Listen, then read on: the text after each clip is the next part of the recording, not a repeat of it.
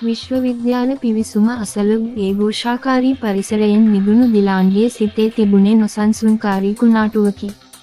නීත්‍රා තනුජාව මුණ ගැසීමට පිටත්ව ගිය පසු ඔහු තනිවම තම ඉලක්කය කරා පියවර මැන්නේය.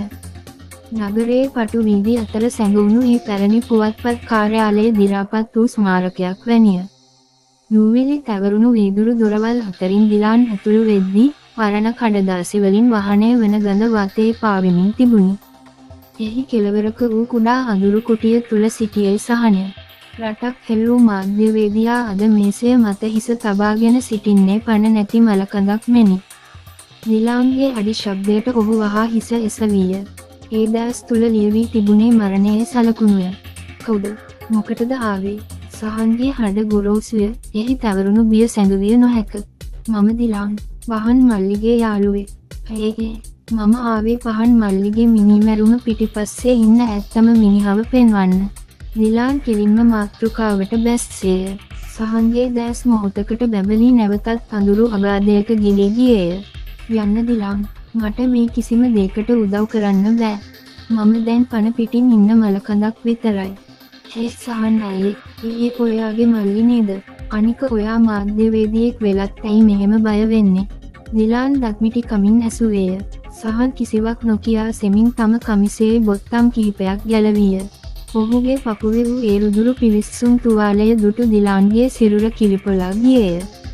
මේවා උන් දුන්න තෑගි. මම මේ ගැන ලියන්න හදද්දී උන් මාව පැහැරගත්තා. මගේ බිරිඳයි දරුවෝ මරනවා කියලා උන් මට තර්ජනය කළා. දිලාන්, උඹ දන්නේ නෑ මේ මිනිහා කවුද කියලා. දිලාන් පුදුමයෙන් සහන් දෙස බලා සිටියදී සහන්ගේ ස්වරය තවත් විඳී ගියේය. මගේ මල්ලි මට නැති වෙලා ඉවරයි. මට අනිත් අයව නැති කරගන්න බෑ දිලාන්. දිලාන් මොහොතකට නිහඬ විය.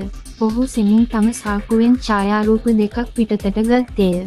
සහන් අයියේ, මම ළඟ සාක්ෂියක් තියෙනවා. මේ බලන්න, මේකේ පහන් මල්ලිට මේ මිනිස්සු ගහන හැටි හොඳටම පේනවා. මේ අනිත් ෆොටෝ එකේ ඉන්නේ මල්ලිගේ මිනිමරුවා, චීෆ් ඉන්ස්පෙක්ටර් සාගර රත්නායක. දිලාන් එම ඡායාරූප සහන්ට පෙනූ අද සහන්ගේ මුවෙහි කිසිදු තිගැස්මක් ඇති නොවිය. ඔහු දැස් පියාගෙන සිටියේ වේදනාවෙනි. නෑ දිලාන්, ඔයා වැරදි. දිලාන්ගේ ඇස් උඩ ගියේය. මොකක්? මගේ මල්ලිගේ මිනිමරුවා සී.අයි සාගර නෙවෙයි. එයාගේම මල්ලි, කුඩු රත්නේ. එයාලා නිවුන් සහෝදරයෝ. දිලාන් අඳුන් කුඳුන් වී බලා සිටියේය. ඒ භයානක සත්‍ය ඔහුගේ මනසට ග්‍රහණය කර ගැනීමට මොහොතක් ගත විය. ඒ පොලිස් කාර්යාගේ මල්ලි ලොකු ඩ්‍රග් ඩීලර් කෙනෙක්. වහන් මල්ලිත් ඒවට ඇබ්බැහි වෙලා හිටියයි. මල්ලි යම් කිසි මුදල් ගනුදෙනුවක් ගැන දැනගත්ත රහසක් නිසා තමයි මේ මිනිහා පහන්ව මැරුවේ.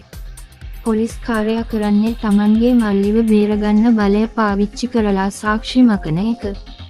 උන් මට කිව්වා ආයෙත් මේ ගැන යොවොත් මගේ පවුලම අඩි 6ක් යටට යවනවා කියලා. මම අසරණයි මල්ලි. සහන් මේසය මත හිස තබාගෙන කඩා වැටුනි. දිලාන් සෙමින් සහන්ගේ උරහිසට අතක් තැබුවේය. ඒ රහස මගේ කැමරාවේ සටහන් වෙලා තියෙනවා. මිනිමරුවා කවුරු වුණත් නීත්‍රා දැන් ඒක නීතියේ රැකවරණයට අරන් ගිහින් උන් හැමෝටම දඩුවම් ලැබේ. තවදුරටත් උන්ට අපිව බය කරන්න බෑ. පැය කිහිපයකට පසු රබර් වත්ත මැදයේ ඔවුන්ගේ රහස් නවතනේදී දිලාන් සහ නීත්‍රා නැවත හමු විය. ඇඳිරි වැටිගෙන ඉද්දී නීත්‍රා තනුජා සමග සිදු වූ සියල්ල පැහැදිලි කළාය. දැන් අපිට තියෙන්නේ එකම එක මාර්ගයයි නීත්‍රා. තනුජාගේ හස්බන්ඩ් හයිකෝර්ට් ජජ් කෙනෙක් නිසා එයා හරහා මේ සාක්ෂිය කෙලින්ම විශේෂ විමර්ශන ඒකකයට දෙන්න ඕනේ. සාමාන්‍ය පොලිසිය අපිව පාවා දේවි. නීත්‍රා ජනේලයෙන් පිටත අඳුරු වන රබර් වත්ත දෙස බැලුවාය. ඇගේ දැස් තුල තිබුණේ දැඩි අදිෂ්ඨානයකි. අන්ධකාරයේ සලකුණු මකන්න කාලය හරි දිලාන්. හෙට උදේ මේ හැමදේම ඉවර වෙන්න ඕන.